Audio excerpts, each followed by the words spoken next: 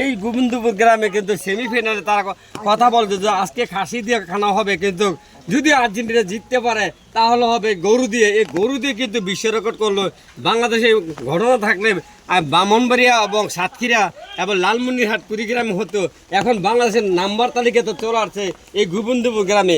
এই গরু দিয়ে আজকে খানার পরে আজকে বিশ্বকাপের খেলা দেখবে স্পেন বনাম আর্জেন্টিনা। খেলা হবে দীর্ঘ 4 বছর পরে এই খেলার আসর হয়। আর আপনারা জানেন এই খানার আয়োজনটা করেছেন, আমি ধন্যবাদ জানাচ্ছি প্রবাসী আব্দুল সালাম ভাই এবং প্রবাসী ফখরুল ইসলাম ভাই এবং তাজুল ইসলাম মেম্বার সাহেব। আমরা তার কাছে ফিরে যাচ্ছি। আসসালামু আলাইকুম। এবং জাহাঙ্গীর ভাইকে আমরা ধন্যবাদ জানাচ্ছি। বিসমিল্লাহির রহমানির রহিম। আপনারা সকলে জানেন যে আমরা খেলা শুরুর থেকে প্রতি খেলার দিন, আর্জেন্টিনা খেলার দিন ছোট বড় আমরা একটা খেলার আয়োজন করেছি এবং সেমিফাইনালে আমরা ওয়াদা করেছিলাম সবার কাছে, বলেন ওয়াদা করেছিলাম যে আমরা যদি ফাইনালে উঠতে আমরা একটা ভালো কিছু করব। তো ভালো বলতে কিটা, আমরা একটা বিরিয়ানি পাকে দিলে গরু লাগে, এই গরু আজকে আমরা সবার সামনে আনছি।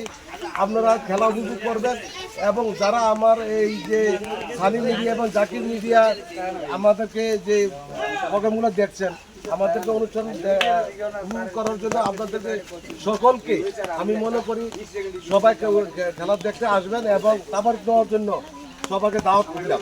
ধন্যবাদ। এই মুহূর্তে আমরা ফিরে যাচ্ছি আব্দুল সালাম ভাই, প্রবাসী সালাম ভাই।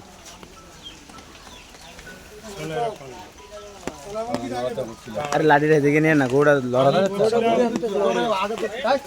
2022 সালে আমরা আর্জেন্টিনা আমরা উইনার হয়েছিলাম।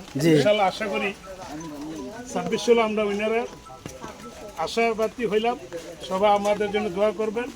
ইনশাআল্লাহ আমরা যা কথা দিয়েছিলাম আজকে সেমিফাইনালে কথা দিয়েছিলেন, ফাইনাল উঠলে গরু জবাই করে খানা হবে। ইনশাআল্লাহ কথা দিয়ে কথা রাখছেন। কথা যেটা দিয়েছিলাম ইনশাআল্লাহ এটা পালন হচ্ছে। সবাই দোয়া করবেন। ধন্যবাদ প্রবাসী সালাম ভাই। আমরা নজরুল ইসলাম সর্দার সাহেবের কাছে ফিরে যাচ্ছি। হ্যাঁ ধন্যবাদ। আমরা নজরুল ইসলাম সর্দার সাহেবের কাছে ফিরে যাচ্ছি। বিসমিল্লাহির রহমানির রহিম। আমরা আর্জেন্টিনা সেমিফাইনালে উঠবে বলে আমরা আশা করেছিলাম, ইনশাল্লাহ ফাইনালেও উঠে গেছে। আমাদের একটা প্রতিজ্ঞা ছিল যে আর্জেন্টিনা যদি ফাইনাল খেলতে পারে তাহলে আমরা যুব সমাজ যারা আছে তাদেরকে নিয়ে একটা গরু জব করে আমরা ইনশাল্লাহ একটা অনুষ্ঠানের মতো করব। ইনশাল্লাহ আজকে আমাদের সেই সাফল্য হয়েছে। এই যে আমরা গরু কিনা প্রবাসীদের মাধ্যমে আব্দুল সালামের উদ্যোগে আমরা মোটামুটি ইনশাল্লাহ সব কিছু রেডি হয়েছে।